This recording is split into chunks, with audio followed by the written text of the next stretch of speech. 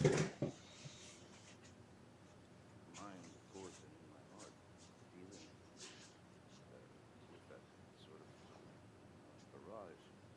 Um, part part of that is I was confused as the fact that we were very aged at the time, various arguments, issues, mid twenties to late twenties and into thirties. Um, I couldn't understand how I had somehow somehow gotten arrived at where I'd arrived from where I came from at the beginning of my life and worked for 30 plus years doing these things, and it was astounding how wrong I was about everything that I had experienced, within the within the film industry, or within just life itself.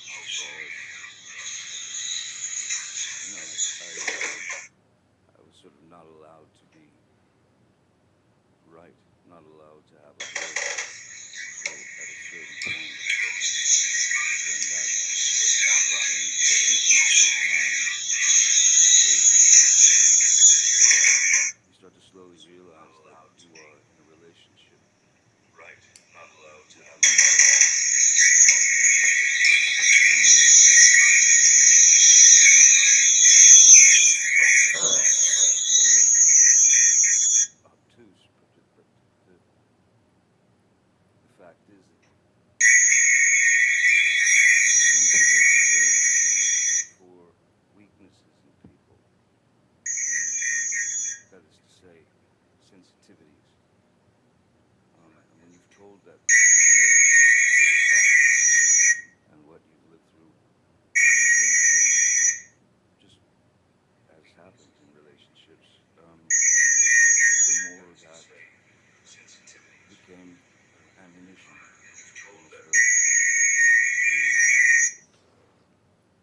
to either verbally decimate me, or to send me into a kind of tailspin of confusion and depression and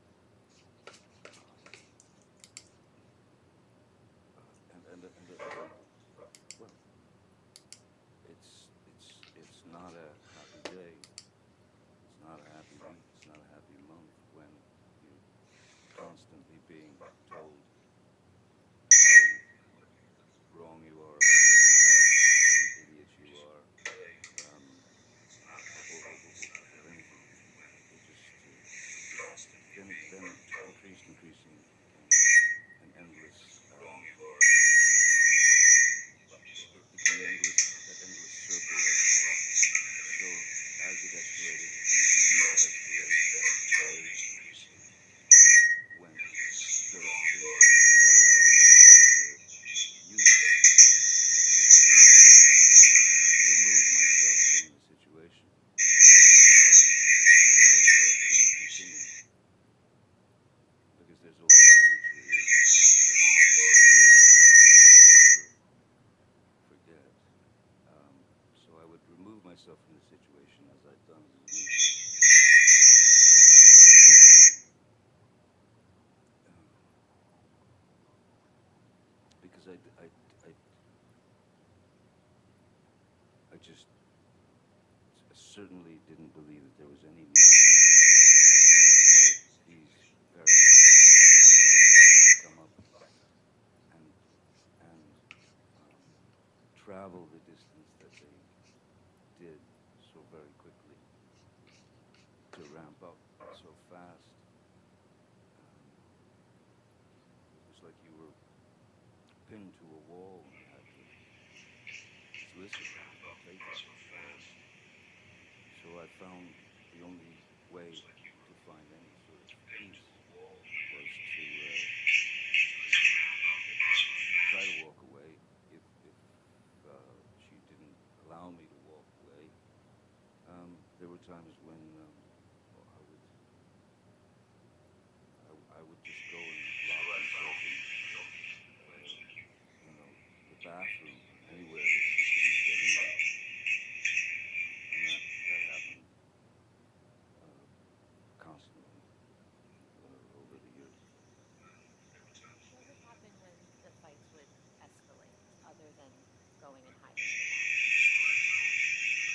sorry, what would happen? Well, if they continue to escalate, um, if I continue to try to um,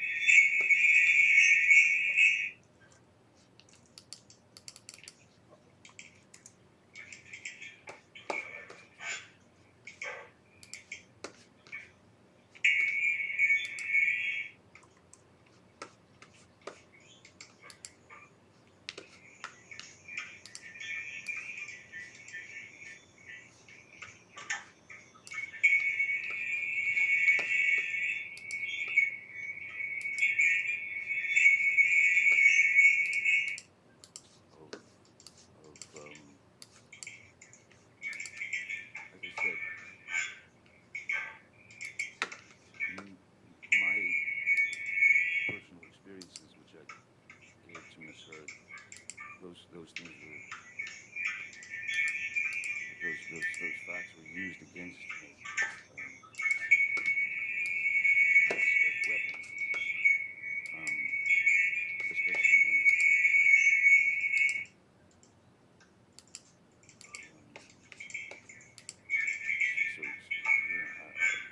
I did that. There was no need for it. It just there was no need for it. Too many lines were crossed. Couldn't see the lines anymore. You mentioned that Misheard would use information you gave her against you like a weapon. Can you explain that a little bit? Um, I mean, I've said this before in various interviews, but certainly in life. Um, my if I have one ambition, and ambition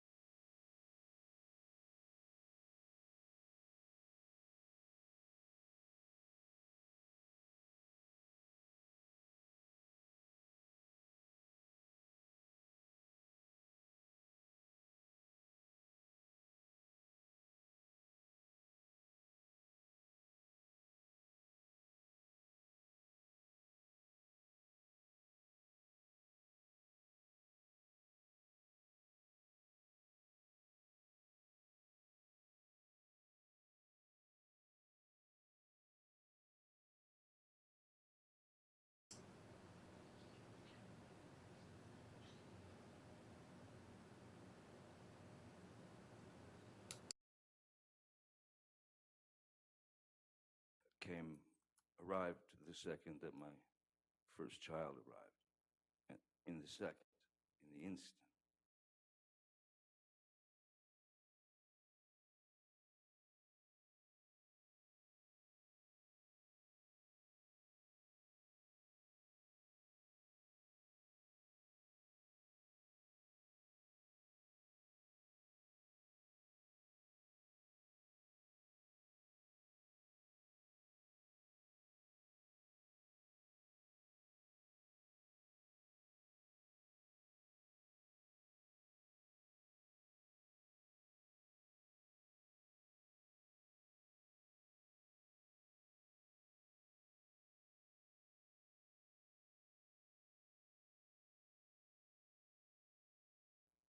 How I could be so wrong about everything. I mean, one learns along the road. The result is, the result of the road is not important. It's the road that's important, because we don't know exactly what's going to happen in 10 years. We don't know. So the road is what I pay attention to, and paying attention to trying to spend as much time with my children as possible. Um, even that, even that would that could send Misheard into a monumental tailspin, um, where I could hardly ever go and see my kids and spend time with my kids, because she had to have me there at all times for her own.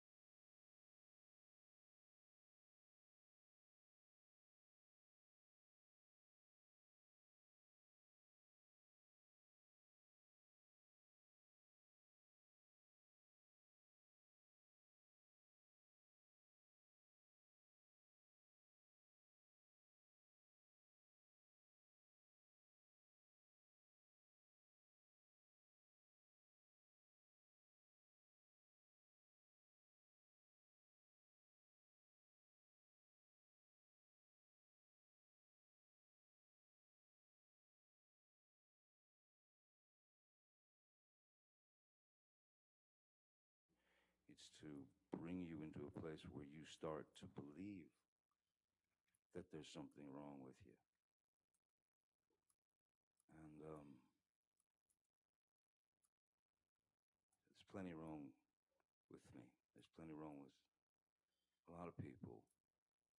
But in all of these situations, my main goal was to retreat, because I think in life, most important is pick your battles. If there's a battle to be fought that is grave and important, then that must be dealt with. But small insults and kind of teenage or high school tactics, um, this bullying, if you will, was becoming too much to take.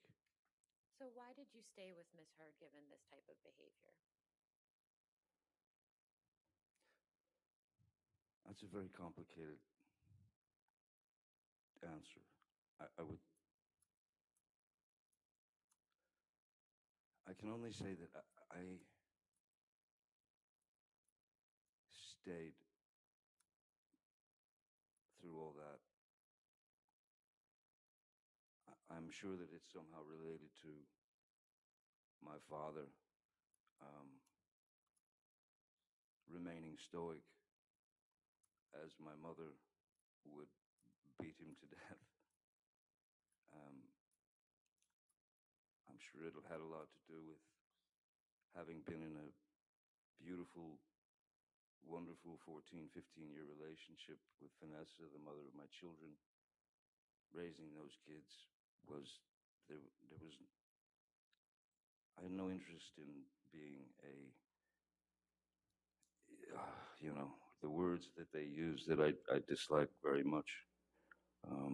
A celebrity or an entertainer, or fame is a strange word because I could never equate it with myself. I pumped gas, I worked construction, I printed T-shirts, I dug in, I had many, many jobs before any of this happened to me. So I've been able to live both sides of that life. of of life.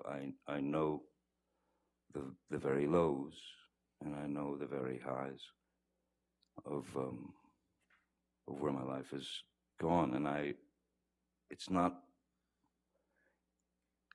I don't. Again, it would be pure idiocy for me to sit up here as an actor who's been very fortunate over the years, and I can only say it's luck in the sense that someone hands you the ball in the beginning, and you run with it, and you run as far as you can before you get tackled. So that's what I've always done. But what happens is when the word celebrity or when you are a, what do they call it, public public figure. That's what it is, a celebrity or a public figure. Um, Again, not complaining, but there are things that are very uncomfortable, and that is to say that at that point anybody can say anything they want to about you, and that's happened to me over 36 years or more. That things can be printed in the newspaper that are utterly false. And this is even early on. So this is where that privilege, I suppose, that they call the privilege of celebrity, that's where that sticks a knife in you, because it's one of those. That's one of those situations where your arms are too short to box with God. You know, there are too many of them coming at you. So yes, I don't know what her motivations were, if there was some species of jealousy, or there was some species of maybe just hatred. I don't know. But in any case, the elevation and the escalation of these day-to-day arguments were simply unnecessary. It was not to help the relationship. It did not help the relationship. It wasn't meant to help the relationship. It was meant to feed her need for conflict. She has a need for conflict. She has a need for violence. It erupts out of nowhere, and what I learned, the only thing I learned to do with it is exactly what I did as a child. Retreat. Just take a step back, which I told her, we need to remove ourselves from each other, even for an hour, a day, anything. Because this can't go on. No one can live like this, you know. But why did I stay? I stayed, I suppose, because my father stayed. I suppose because I had been in that relationship with Vanessa, and that was lost, and I didn't want to fail. I wanted to try to make it work. I thought maybe I could help her. I thought maybe I could bring her around, because the Amber Heard that I knew for the first year and a half was not this suddenly this opponent. It wasn't my girl. It was she had become my opponent, and everything that I did just didn't fit her. It wasn't. She didn't accept it. So I stayed because, of course, I didn't want to fail. I didn't want to hurt anyone, especially Misheard. I didn't want to break her heart. I remember very well that when my father left and my mother, Betty Sue, had that first attempt at suicide that I woke up to, and that visual in my head, and that was a direct result of my father's leaving. Ms. Heard had spoken of suicide on a couple of occasions, so that also becomes a factor. That's also something that always lives in the back of your brain, and that you fear.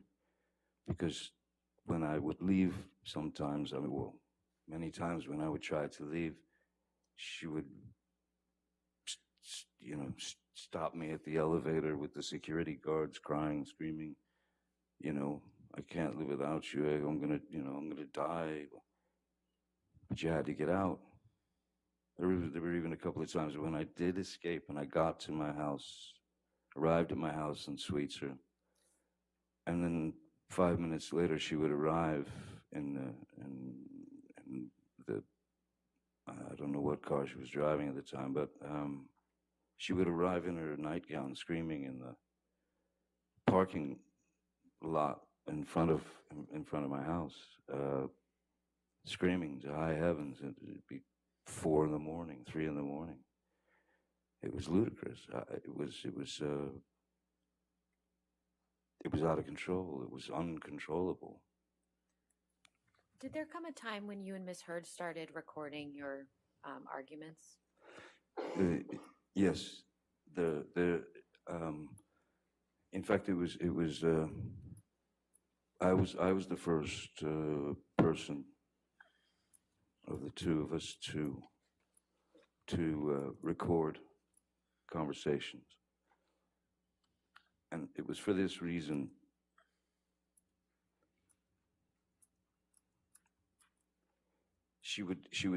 We would have been talking the night before or arguing the night before, and she would say something. There would be these demeaning, berating insults. There would be these jabs. There would be anything to make me feel small and like nothing. So what I thought was, I'm going to record the conversation. And I told her this. I'm going to record.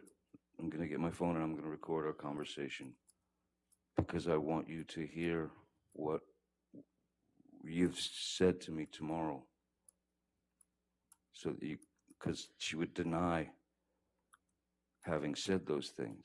What are you talking about? It was surreal. She had completely denied things she'd said directly to my face in a heated and volatile way. And she denied it. So I went to her and I said, I'm going to record us. And I did. And we recorded the conversation, which when she was on tape,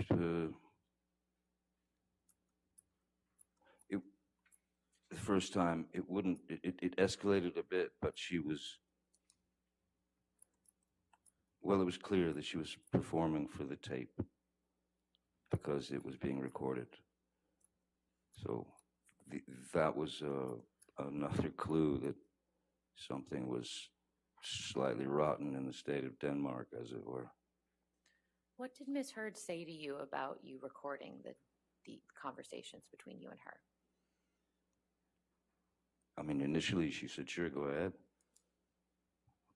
Did that ever change? No, then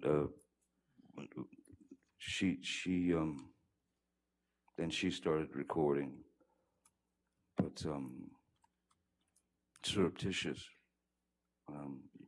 without without telling me that she was recording something, which is fine, but not so fine, if you know what I mean. Even in those tapes,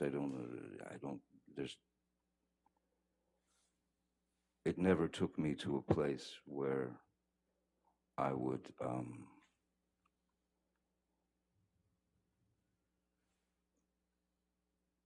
go switch into some other entity, which is, as she has used the term, monster. Never switched to violence. Violence was unnecessary.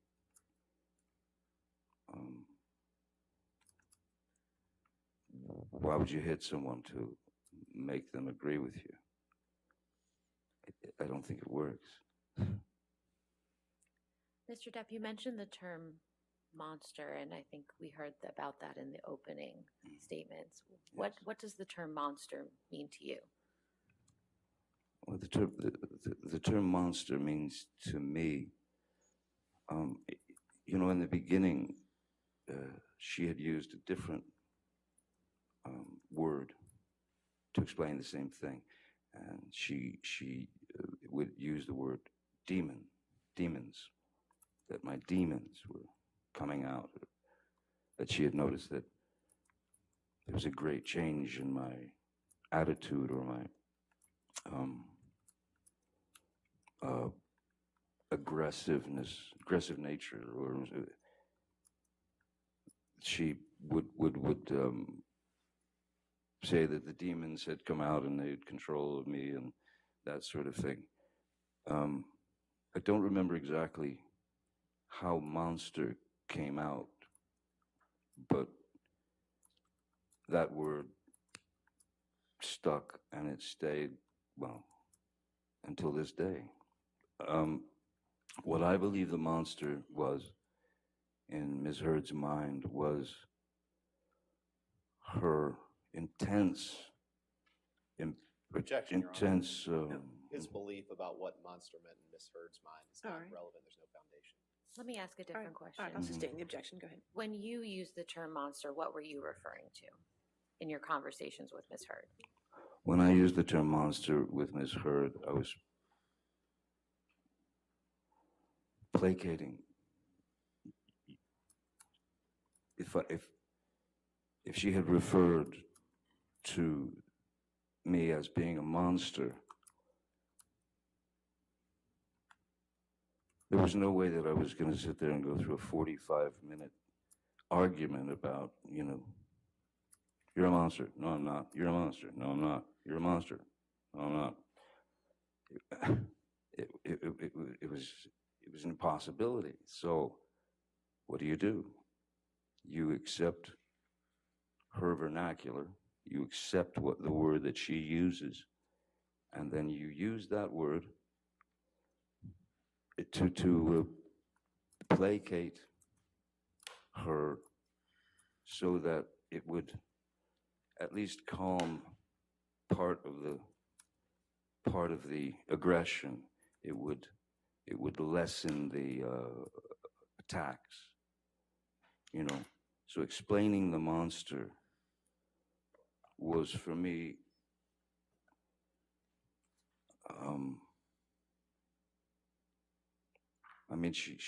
she had told me many times that the monster was only me when I was using drugs and alcohol. But even when I was stone cold sober off of alcohol and substances aside from my meds, the term the monster was still there. When she accused me of being high on cocaine or drinking like some sort of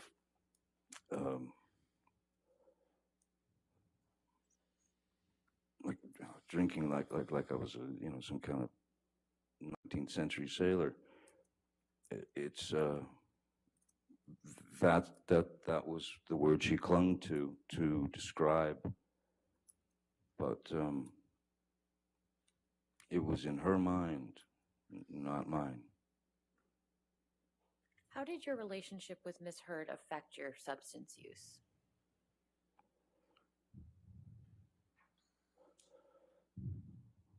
Well, for example, when we were on the road, when you're traveling from, if you're on a press tour, or if you're making a film and you're staying in hotels or this or that,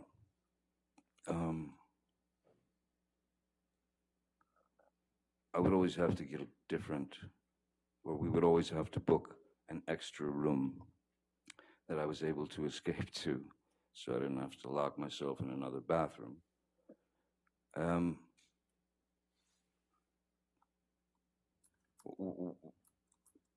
It breaks you down. The constant haranguing breaks you down. And, there's a part of you that says, listen, if I'm going to be accused of this, might as well just do it. But it never exceeded, it never, my substance abuse or use, the alcohol that I used or drank was, again, purely, it's that little boy who didn't want to hear or didn't want to feel the pain of his mother turning him into some kind of ball of insecurity and pain. So, yes, I was more inspired by Misheard to reach out for a numbing agent because of the constant clashes, because of I mean, maybe a few days here and there, but there wasn't a day that you'd wake up and you'd expect something was going to hit the fan, and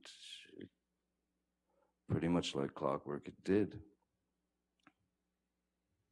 So yes, I had to have something to distance me and distance my heart from those verbal attacks. I had to have something to be able to maintain me, and I'm afraid for a while, because of placation, because I didn't want to rock the boat, as it were. I had to have something to be able to maintain me, and I'm afraid for a while, because of placation, because I didn't want to rock the boat, as it were. Again, you pick your battles. So placation seemed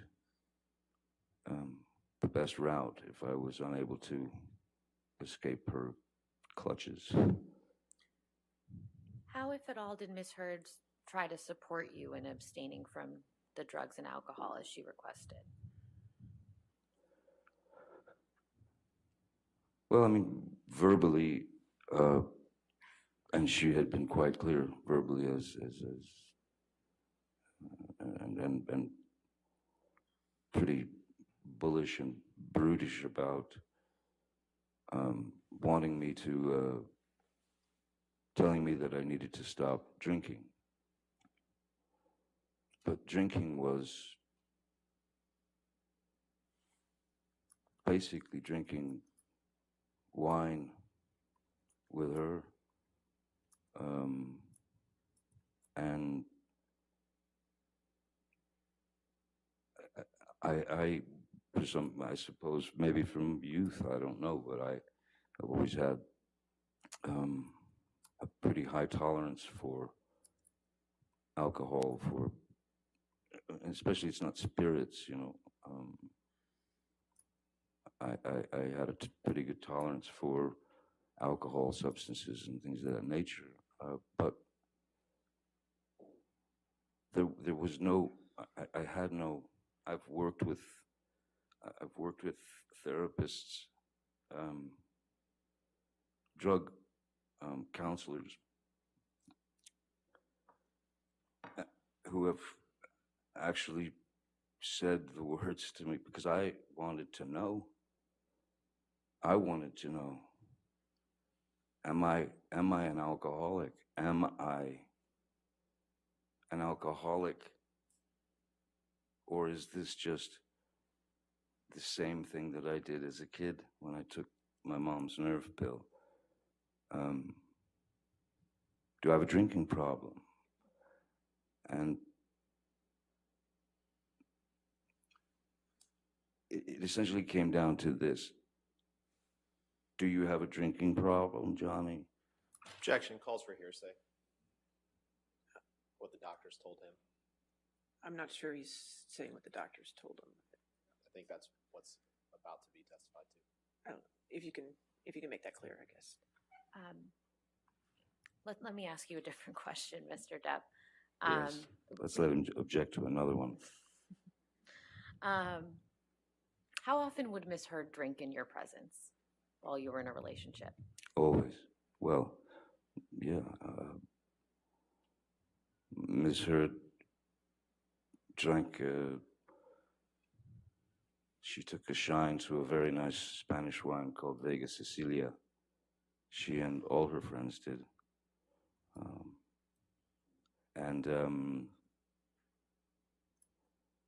Yeah, the wine would come out, and Misheard could very easily drink 2 bottles of wine per night. Well, not a problem. What I found strange was when I did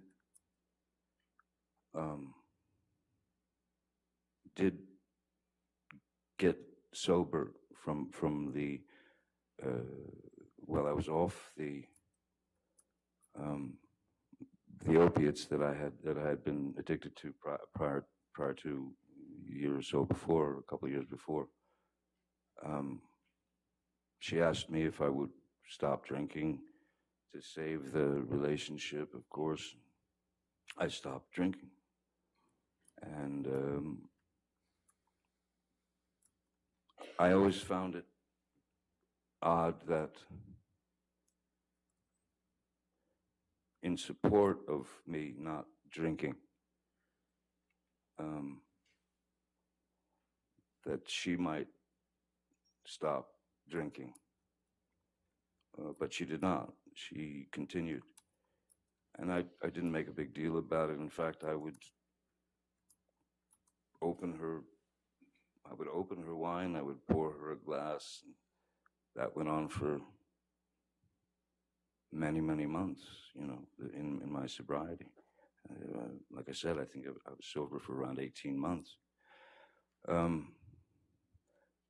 Then there was a time when I was asked to, and I'd been off of alcohol, I'd been off of drugs, everything, except for the medication that I'm prescribed.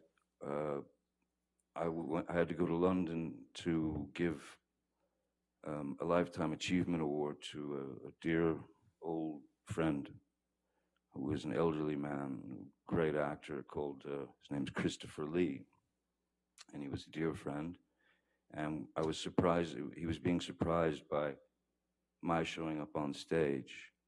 I'd just flown in from the States, and he was surprised by me arriving to give him this award. And Christopher came up and accepted the award. We walked, they brought us backstage to this beautiful library where I was with Christopher and his wife, and a waiter came up and had 3 glasses of champagne. And Christopher handed one to his wife, he handed one to me, and then he had the other. And there was a photographer there.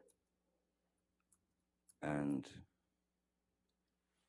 the glass came up to toast. And I just, in my head, I thought, it's just champagne, a little bit tink to toast Christopher in his Lifetime Achievement Award. And so I'd had half a glass of champagne with Christopher Lee and his wife. After that, immediately after that award ceremony, I went to pick up Misheard and take her to dinner at a restaurant. And I told her that I'd had a half a glass of champagne with Christopher. And I thought, listen, it's not like, you're sitting in a pub guzzling pints of snake bites or Guinness or doing shots of Jägermeister, or it wasn't even, at that point, it wasn't even for need to bury feelings or emotions. It was literally a joyous occasion for Christopher. And I said to her, I enjoyed it, It gave me the opportunity to enjoy the actual champagne, the drink, and my appreciation for wine and winemaking, and that I've been fascinated with for years and years. And I saw nothing wrong in it. And I said, I'd like to have a glass of champagne. As she was sitting there with a glass of wine. And we were in the restaurant, and she absolutely lost it and got up and stormed to the ladies' room. And I told my security and driver, I said, I think we have to go. I think we're gonna have to leave. So we left the restaurant and went home. And the mere suggestion of me sipping a glass of champagne or having 1 glass or 2 glasses of wine, she went apoplectic. It was, I was weak. I was a complete mess. I was an alcoholic. I was gonna ruin everything. Your kids are not proud of you. They can't stand what you're doing to yourself. So at that point, I said to her, okay, listen, how about this? You want to support me not drinking? I've never asked you this before. How about you stop drinking? How about you get sobriety and share this sobriety with me to support me and help me through this? What did she say to that? No. No. She said no. She said she didn't have a problem. But I've never had a physical addiction to alcohol. I don't. How often have you seen Misheard use other illicit drugs in your presence? Several times. And what drugs were those?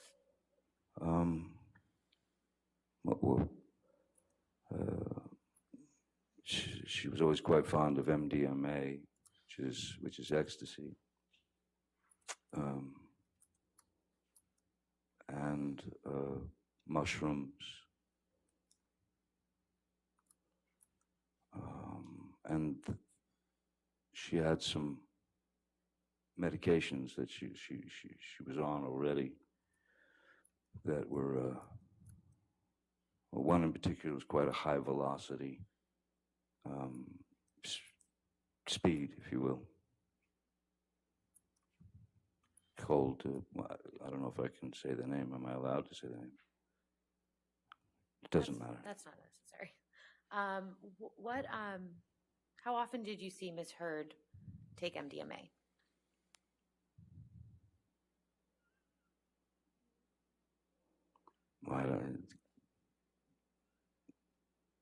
A dozen times, 20 times, over the course of the years, during the course of the years. And what about mushrooms? Mushrooms a little less. Mushrooms probably 6, 7 times.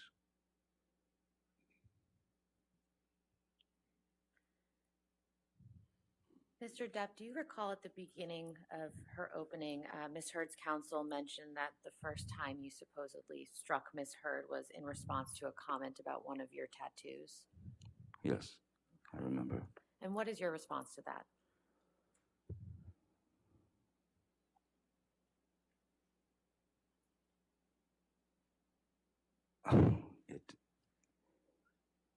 It didn't happen. I've never struck Misheard. As I said yesterday, I've never struck Misheard. I've never struck a woman in my life. I'm certainly not going to strike a woman if she decides to make fun of a tattoo that I have on my body. That's like going into someone's journal and picking out things you don't like. She had made mention. There was no incident of argument when the tattoo thing had been brought up many times, and I mean, there's really nothing I can do. I've always thought of my body as a journal, if you will, to mark experiences, to mark life experiences. For example, when my first child was born, I had her name tattooed over my heart, which is where her little head used to be when I rock her to sleep. I marked my boy's birth by tattooing myself for him. So no one can go back, or no one should go back and rewrite their journals. Why would I take such great offense to someone making fun of a tattoo on my body? That allegation never made any sense to me whatsoever. Are there any tattoos that you had that Misheard had an issue with, to your understanding? Well, a tattoo that I believe is up here, which used to say Winona Forever, who was a former girlfriend, and we'd been together for a few years. Winona Ryder, and when we broke up,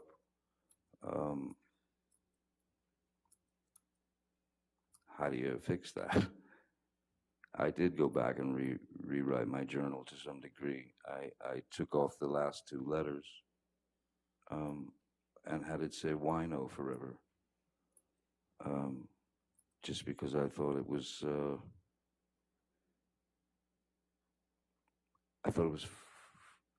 again, through pain comes humor. Humor has to come in there at some point into the pain, and that's how you play it out in your mind. So I have, I think sometimes abstractly in that sense, so I changed it to Wino Forever.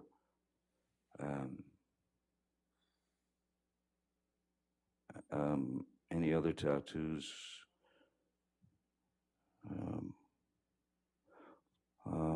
Well, she was very encouraging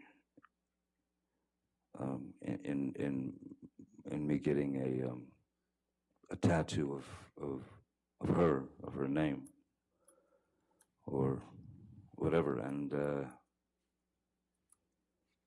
I waited a while, and then I did it. I got a full tattoo of her, and it ironically wasn't long after that that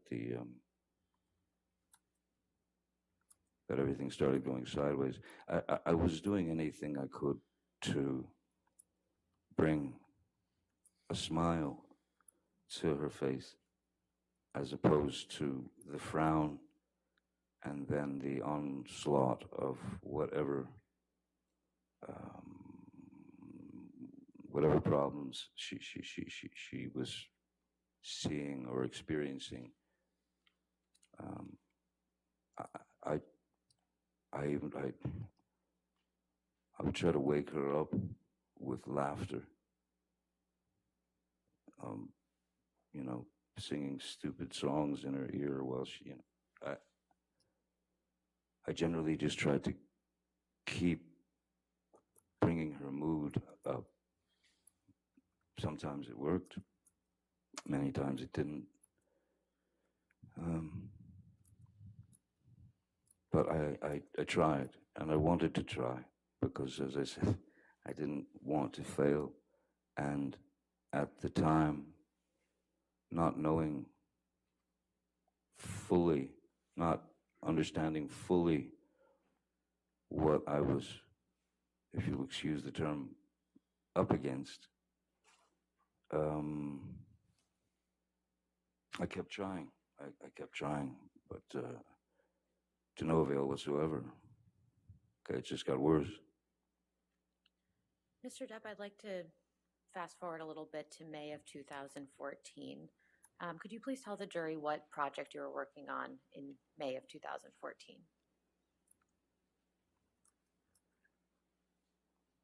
May of 2014. May of 2014. There were a number of films that I made in succession. I can't remember if that might have been Pirates. No, I can't. Mordecai, or May of, I don't remember. What can you remind me what May of 2014 film was? Were you filming Black Mass in Boston of May of 2014? Yes, okay, yes, excuse me, yes. Oh, yes, I was filming a film called Black Mass in Boston, and Misheard had come with me, and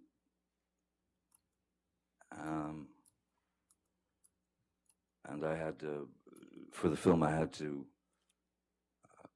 There were very early calls to work, because I had a number of prosthetics glued to my face, and blue contacts, so that I could resemble the actual.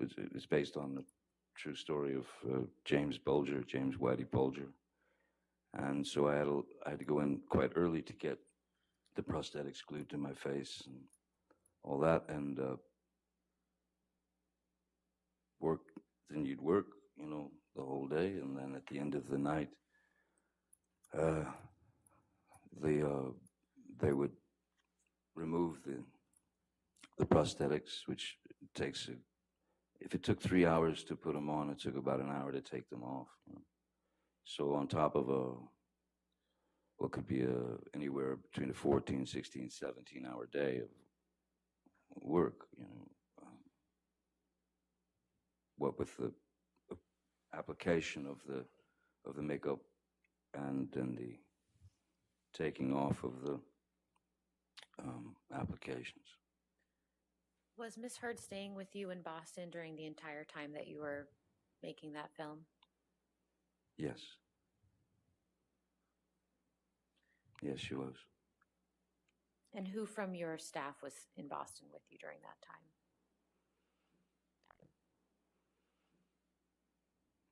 Jerry Judge,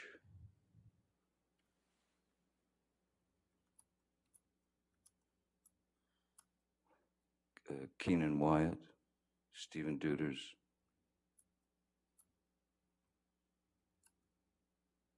Nathan Holmes, I believe.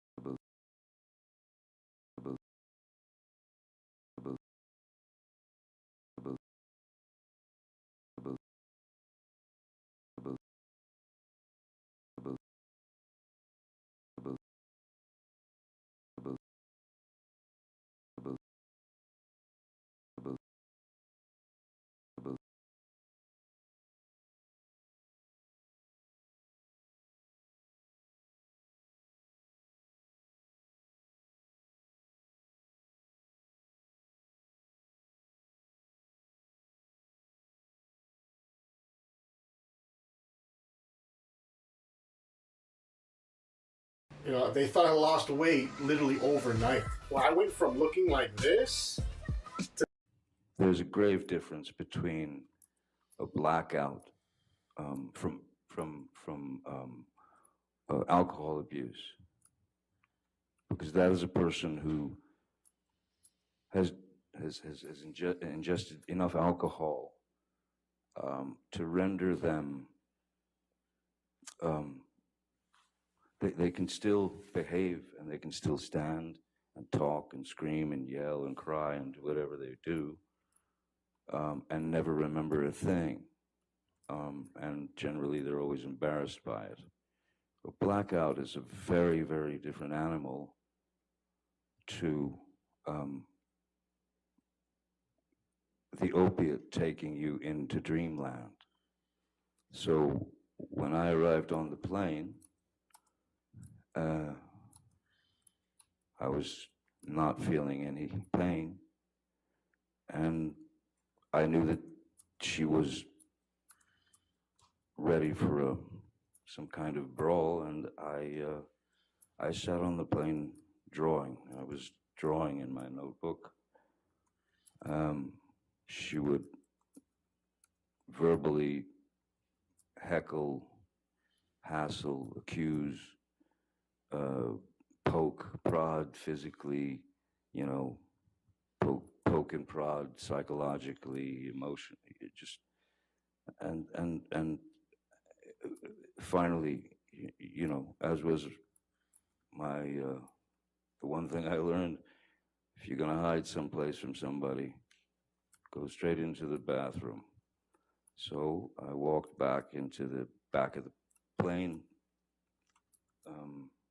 I grabbed a pillow and I went into the bathroom, locked the door, and lay down on the bathroom floor and went to sleep.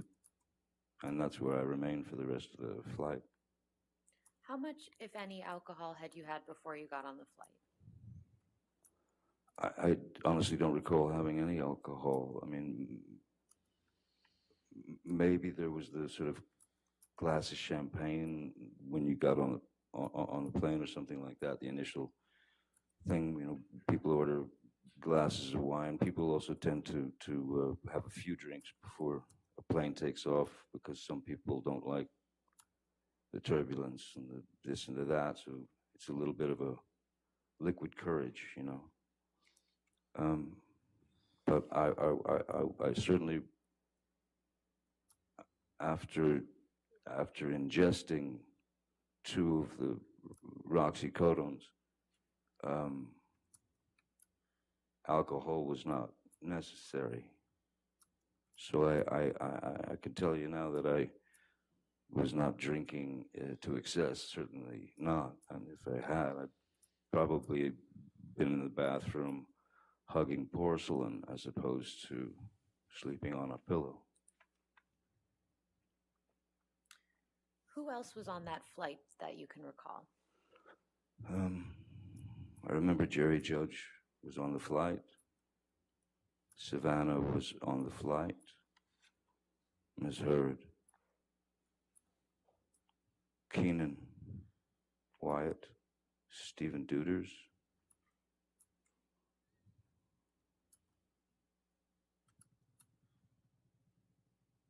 I believe that's it. What do you recall happening after you arrived back in LA?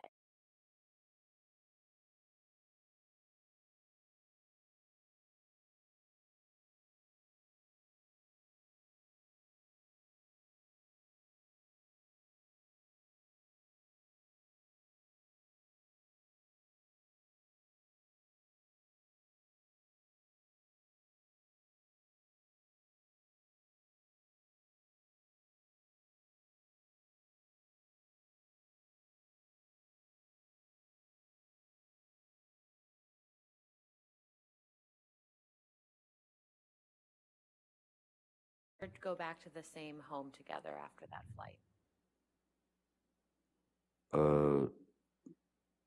No, I don't believe, no, we didn't. I don't believe we did. I think she had decided if this is the time. pretty sure. I believe she had decided to check herself into the Chateau Marmont. There's so many of these, it's hard to sort of keep them all straight. Who would have paid for Ms. Heard to stay at the Chateau Marmont?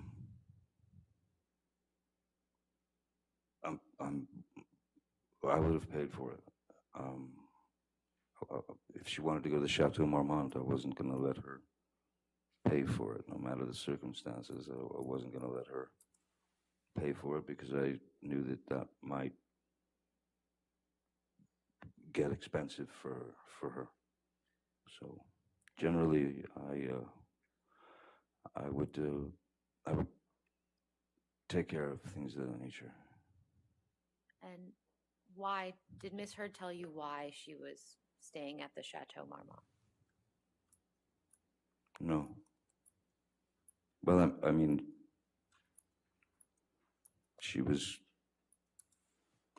clearly upset, and she was irate,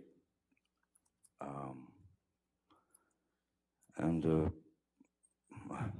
I can't say that it was a bad idea for her to stay at the Chateau Marmont at that time. I don't know why she went to the Chateau, since she still had her apartment on Orange, I believe, and the penthouse, because I could have gone to Sweetser, but she went to the Chateau Marmont. Mr. Depp, do you recall why you were flying from Boston to LA in May 2014?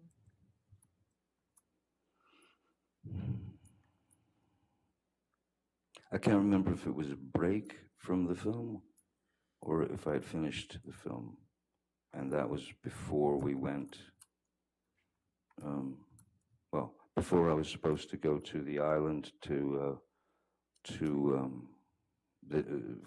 detox from the opiates.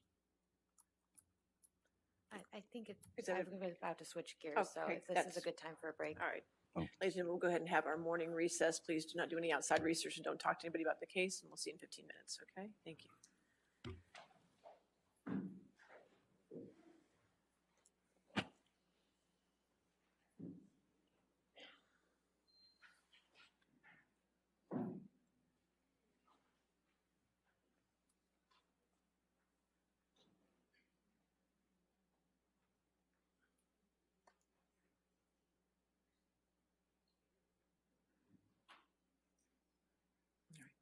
And sir, again, since you're still on the stand, do not discuss your testimony with anybody, including your attorneys, okay? All right, we'll come back at 11:35, all right?